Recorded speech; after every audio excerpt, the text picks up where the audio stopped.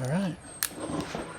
So today we are starting on the GT40, and this is this is an orientation meeting that James and I are going to have, and I think it's really important that one, the restoration business is a very difficult business. You do this wrong, you're going to lose a lot of money. Even when you feel like you're doing it right, it's still hard to make money doing this. And I think that, one of the things that we did, and I was talking to James at Tom's Auto Body, that took years of evolution, was getting everybody on the team on board. And James was part of the team that we did the Pebble Beach car for, and it was critical. Every step of the way was critical. And that restoration was an 8-month restoration from start to finish, and it won Pebble Beach. So one mistake in that 8 months, and it wouldn't have made the date, and we never would have been able to show. So everybody knows James, and we're going to just talk and discuss, what we're going to do on the GT40, the things that, we expect from the customer. And then make sure we're on the same page. Yeah, because you know what? If James and I aren't on the same page, if we're arguing about door gaps or anything, it's not going to be productive. So we talk about these things. One, so we don't spend too much time on things that don't matter, and we spend the proper amount of times on the things that do matter. So. Right. One of the things, I guess let's talk about the history of this car. We did this car complete in 1985. My skill level at our shop in 1985 is not what we know now. And James was there at the pinnacle of what we did in the restoration business, and I still think that the work that we did was some of the best probably in the world. I mean, it was very, very, very critical. And you got to get paid for that. You got to get paid for all those little details. So James and I were looking at, the door gaps on this car. And though you can't really see it from there, you can feel it when we put a straight edge across everything. Everything's a little fat, After it was done in 85. Yeah. Somebody else got a hold of it. Yeah. And did a bunch of work to it that's yeah. not the same caliber of work as ours. Yeah, no. It looks a little put together right now. So what we're going to do is, we're going to tighten up the whole car complete. And I think that's why it's so important that James and I are on the same page, so that if I'm not here, James knows exactly, what needs to be done on the project. Not what I want, what we've both agreed to, so that, when it comes time to, me asking the customer for money, everybody's on the same page, like, hey, we did this, we expect to be paid, and all that kind of stuff. So, James pointed out, we've got a few colors on this car right now too. We got 3 different colors on this car, and now, I guess if you're going to drive it around a racetrack, who cares? But how often is this car really going to be? And the customer really wants it nice. He wants this GT40 to be a very, very nice show car. So. So where do you think, James, we start with just adjusting all the panels and then start to block sand on this? Where do you think we start with to the first cut? Yeah, does the nose piece come off? It does. Everything comes off on this car. Pretty simple to come off on this car. We've got a big giant chip in the door here that probably just from sitting around for a long time. Right. But I'm thinking we need to tighten up these gaps a little bit. Right. Just get everything fitting, start here by the part that doesn't move. Yeah, You know, exactly. Get this all. Yeah. Yeah, does everybody understand that? So James is talking about, the section that doesn't move. On a regular car, that would be the quarter panels, because normally they're welded on the car like a Chevelle or a Mustang. So you adjust the doors to the solid area. You can't really move the quarter panels. You move the doors, and then, but on this car, everything comes off, so you only have the cab section to adjust everything to. Right. But you see how inconsistent this car. I don't even know. Maybe this was us in 1985. Maybe it was. It definitely wouldn't be us now. So we're going to fix that, which should be easy. But I also would like to tighten up these gaps a little bit, because you look at how tight it is here and open it is here. We'll figure out what kind of gap we want, how wide. Exactly. And definitely make it consistent. Yeah. Where here it's nice and tight and sharp. Here it's all rounded and fat. I mean, it's... Yeah, it looks disgusting. It doesn't even look like... two different types of gaps. Yeah. We'll make them all the same. Yeah. And, I think the audience... because, when you're looking at a paint job like this is going to be a lot of money. I mean, it is going to be a lot of money. The customer is prepared for it being a lot of money. But you can't just say that you're going to charge a lot of money and then not deliver something that makes a difference. It took us a long time to get to the point where we were, Well, the difference is in the detail. It Remember is. we used to say that. It's like those little details that... And you got to start with that vision from the beginning. Yeah, from the beginning. Yeah. How often do we see people like, oh, wow, now I'm learning how to do auto body and paint as I'm going on the project, and then I go back to something I've already finished and expect the customer to pay for that. That's wrong. That's 100% wrong. The customer, if you didn't have the skill set, you do that car for your skill set at the time, and then you'll learn. We all do. I think when I started in the trade, we were painting cars at my dad's shop for $600. I thought that was a lot of money. Yeah. And then when I came to California in '78, I think a lot of money here in this shop was $2,000. That was a lot of money. At the I remember $1,200. Yeah. Yeah, and we all did make money. We were doing pretty good. Yeah, we were making money. We're going to put $1,200 into just adjusting the doors. Yeah. It's very, very, very time consuming what we're talking about. And when you're doing this kind of work, it is going to make a big, big difference when we get up into the block sanding for getting ready for paint. Yeah, because unfortunately we're selling time. Yeah, well, that's it. That's it. That's all we sell is time. We're selling time. And, the customers are always going to be surprised at how much time we put into it.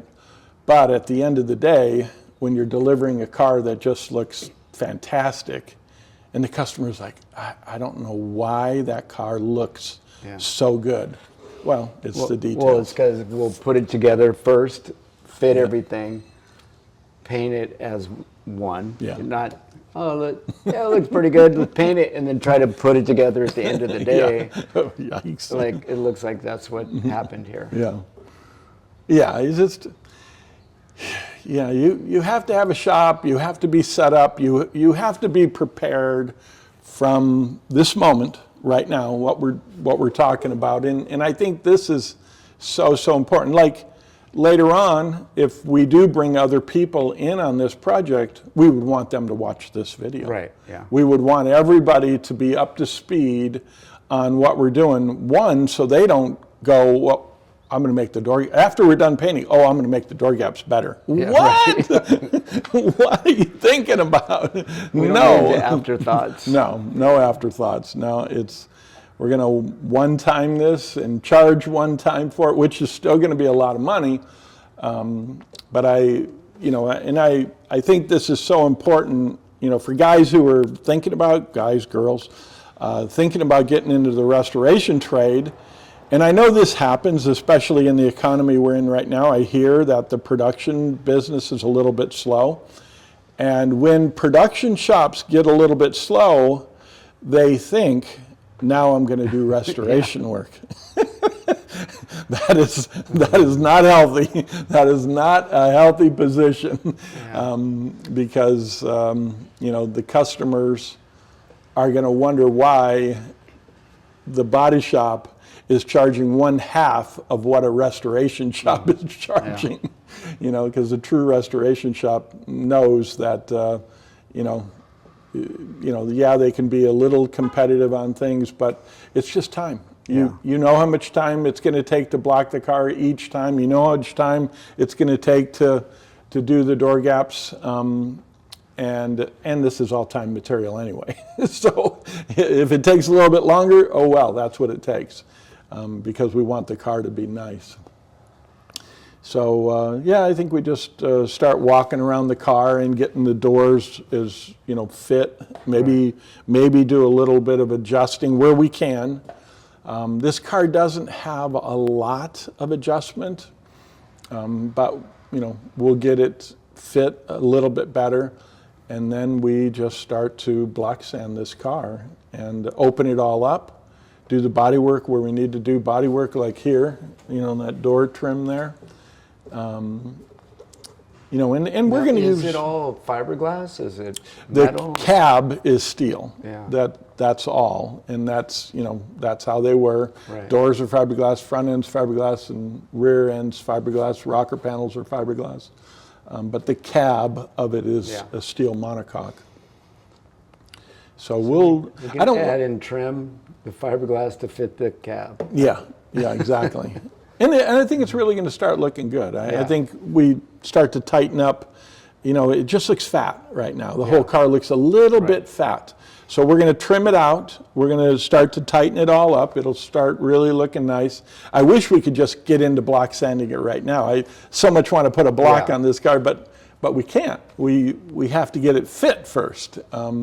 So we got the doors and the front end and the back end on it, but now we've got to tighten them up, and I'm sure that's going to take all day today at least, just to get things fitting a little bit better. So I think we'll do a video like this every week and see where we are, and I hope it helps everybody who's watching this. If you have any questions for James or for me, ask them. Ask online.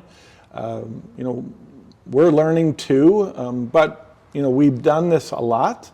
We've done restoration work our whole life, so we would definitely like it that you didn't make the same mistakes we made. And I can tell you one of the mistakes I made as an owner is underbidding. Oh yeah. And did you feel the pain when I underbid? Man. So it hurts everybody. This game. It hurts everybody. But by the time we became competitive, really competitive on a global stage, you don't really care what a customer thinks about how much it cost. Because the employees matter, keeping the shop steady. You've got plenty of money coming in, and you have to charge for it. You have to be very confident about charging for it. Well, even like materials, they fluctuate so much, it's so expensive. Yeah. You can't shortcut a job like this. Let's find this better primer, this cheaper, Oh my God. And then what if it shrinks? You can't do that, You got to stick with what with quality stuff, and every step has to be quality. Yeah. I just heard a horror story from a car going to Pebble right now. He went with a big company, big paint company, and they gave him a single stage to do this car in. Because, they want that single stage look compared to, the plasticky clear coat look. I understand that. I mean, I like that look too. But because California is pulling back on a lot of the good solvents, they didn't know that this single stage would fail after it was all painted. the single stage started to separate. After it was buffed, after it was all done and buffed, the single stage started to split coats. And I gotta blow the whole car apart. Like the first coat of paint was separate, delaminated. Yeah, like, you know, you go in the booth and you put on one Yeah. coat, let it flash, and put on another coat. Separation. As he's buffing it, he's like, what's happening here? Wow. Yeah, and he's a painter, and he's never seen it happen, and he spent a lot of money on this paint, and it was with a big company. So, whosever material you're using, and you know, we all have our favorites, who do a current test panel. Because the customer is not going to understand after the car is all done if the paint job falls off. He's going to think you didn't spend money for good material. Just the base coat on this car is $5,000. Just the base, not the clear coat. Just the base coat for this car is $5,000. The color, yeah. Just the color. So, this is not an inexpensive business. James is not inexpensive, and rightfully so. I mean, we're not painting a 1972 Toyota here that nobody cares about. We're painting a car that will never probably be painted again. This customer's 70 years old. He will have it, he will show it, he will drive it around. He might even race it once in a while like he did before, but it's going to be wall art. I mean, that's really what you're doing. The restoration work is not a daily driver. You do not want to put this in a parking lot and have a 2-year-old run a cart into it. Yeah. That would be crazy. So we'll, let me know, and I'll let James know on the video if you have any questions on, what we're talking about. We want to hear them. Yeah. Yeah, this is fun. I mean, this is fun. I mean, this is all fun stuff that we get to exercise our talents into something like this. All right, everybody. Until we do another video, check us out. Like us on the Pro Paint and Body website or YouTube station, and ask us questions. So, see you guys. Thank you.